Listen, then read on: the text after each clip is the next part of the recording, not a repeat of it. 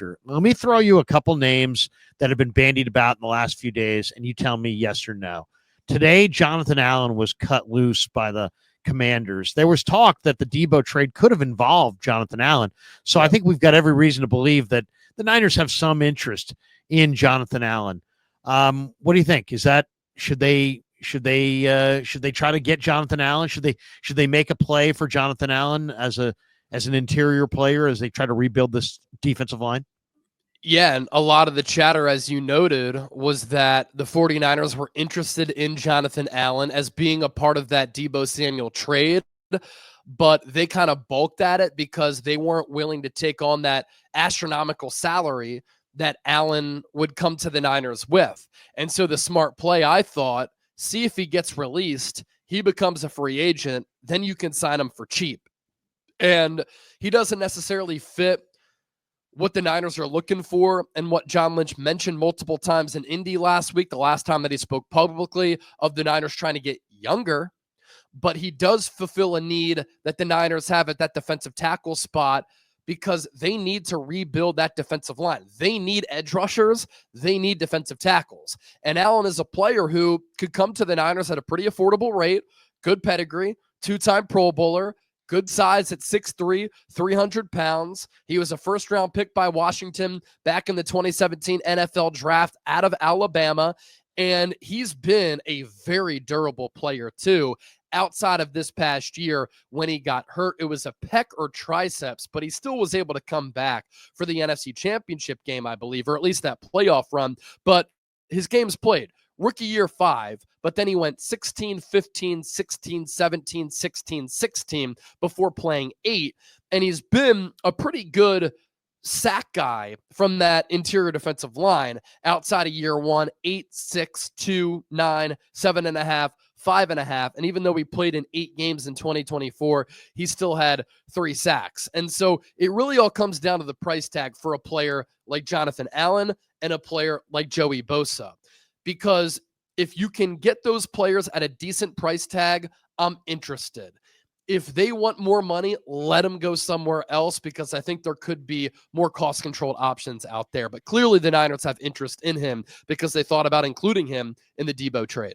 I was going to mention Bosa. He got cut loose. I agree with you, by the way. I kind of said the same thing. It's like, do I want Joey Bosa to play with the Niners? I mean, he's good against the run. I think he'd be motivated here.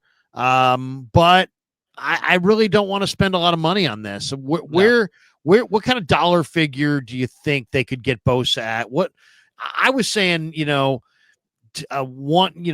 years, 2 years at 18 million total, like 9 million a year, 10 million a year, 8 to 10 in that range. I'm okay with, but this talk of like 15 million and north of that, screw that.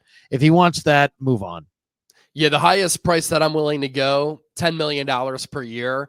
And at 29 years old, he's been injury prone. I'm not sure he's in his prime any longer, but if you can get Joey Bosa $10 million or less, and he's able to stay healthy and maybe injury misfortune can escape him for once. And let's say that he can come through with 10 sacks this year at $10 million.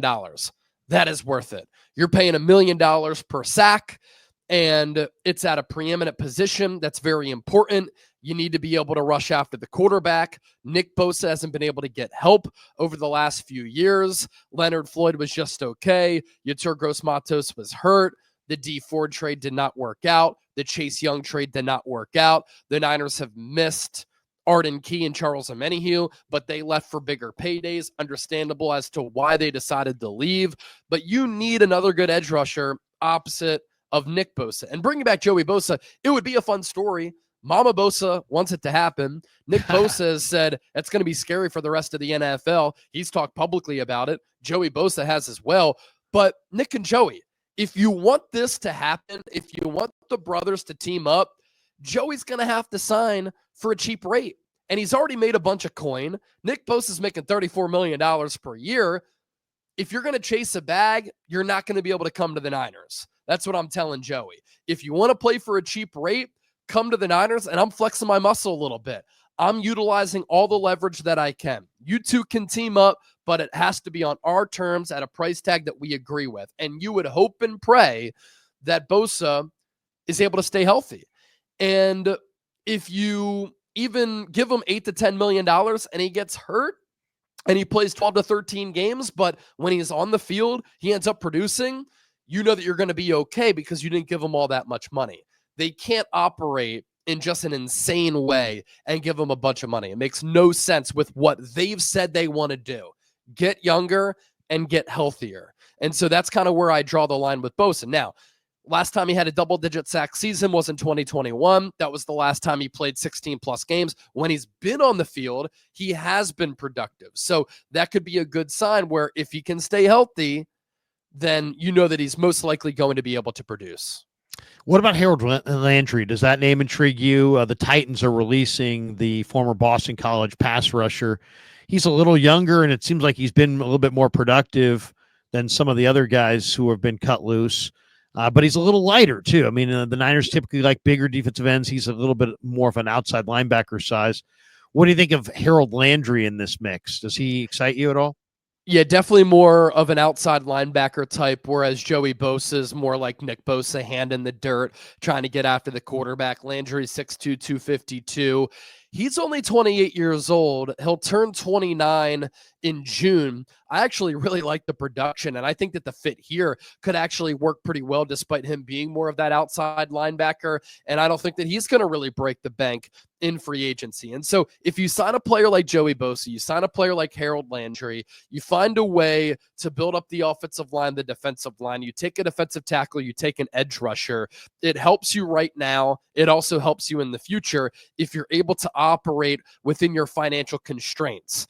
And Landry is a player who, outside of tearing his ACL and not playing in 2022, he's also been durable throughout his career. 15 games as a rookie, 16 year 2, 16 year 3, 17 year 4, misses 2022. Then he's come back off of that. He's played 17 games each of the last 2 years, and his sack numbers pretty damn good. 4.5, 9, 5.5, 12. Missed that year. Last 2 years, 10.5 and 9.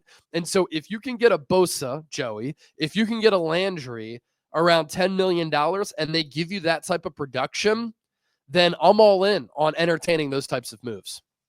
There's a bunch of interesting names. Trey Hendrickson is another one. Hendrickson's interesting. I could see the 49ers having interest in him. What do you think the draft pick compensation is gonna be for Hendrickson, or do you wait for a guy like that to be cut? Will they cut him loose? He to me, Trey Hendrickson is, Myles Garrett would be amazing, but he's going to cost you a ton. Joey Bosa would be good, but he's an older player and he may be hurt. To me, it seems like Hendrickson is, the price tag's going to be lower than it would be on a Garrett. Obviously, Crosby's now re-signed. He's not going to have that level price tag, but I think he's going to give you more production than Joey Bosa. Where are you with Trey Hendrickson? Where do you think ultimately, what are they going to get for Hendrickson? Yeah, so the early reports are that the Bengals are seeking like a third-round pick for Trey Hendrickson. I would give up a second in a heartbeat. And between him and Myles Garrett, Garrett is going to cost a ton. He's 29. He's had 14 sacks the last 2 years, 2023 Defensive Player of the Year, one of the finer players of this generation. Trey Hendrickson is 30, but he actually leads the NFL in sacks the last 2 years with 35, 17.5 in 2024 and 2023. So he's actually had more sacks than Garrett, but it's definitely clear that Garrett is the better player, but he's going to cost you more. And so if Trey Hendrickson is only going to demand a third-round pick, I'll give the Bengals a second. Here's the thing, though. Entering the final year of his deal, $16 million non-guaranteed. You'd probably have to guarantee that and give him a contract extension. And how do you think that he's going to age? He hasn't missed a game the last 2 years. That's good. But Hendrickson and Bosa, opposite of one another along that defensive line, while not being as expensive as Garrett, that's something that I think the Niners should entertain, and I've said as much on my show.